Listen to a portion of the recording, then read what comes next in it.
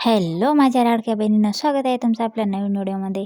सध्या सर्वत्र एकच चर्चा सुरू आहे की लाडकी बहीण योजनेची गरज आता संपली आहे का, किंवा निवडणुका झाल्या म्हणून आता सरकार ही योजना बंद करणार आहे का, जानेवारीचे पैसे का आले नाहीत आणि या चर्चेमागचं नेमकं सत्य काय आहे हे आज आपण या व्हिडिओत अगदी स्पष्टपणे पाहणार आहोत।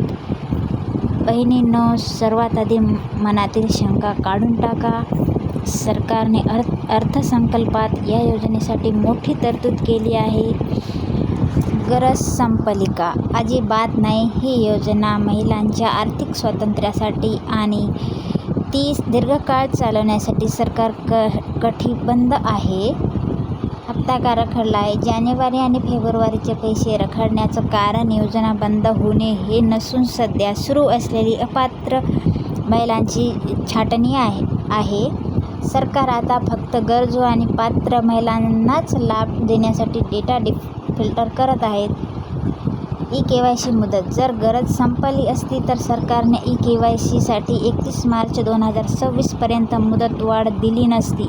मुदतवाढ दिली याचाच अर्थ सरकारला पुढे हप्ते द्यायचे आहे। अफवांवर विश्वास ठेवू नका। सध्या फक्त प्रशासकीय कारणामुळे आणि अर्जाच्या पडताळणीमुळे थोडा उशीर होत आहे। ज्यांचे आधार लिंक आहे आणि ज्यांचे फॉर्म पात्र आहे त्यांना लवकरच 3000 रुपये एकत्र मिळतील। तुमचं मत काय आहे? तुम्हाला काय वाटतं? ही योजना सुरू राहायला हवी का? कमेंट्समध्ये नक्की सांगा।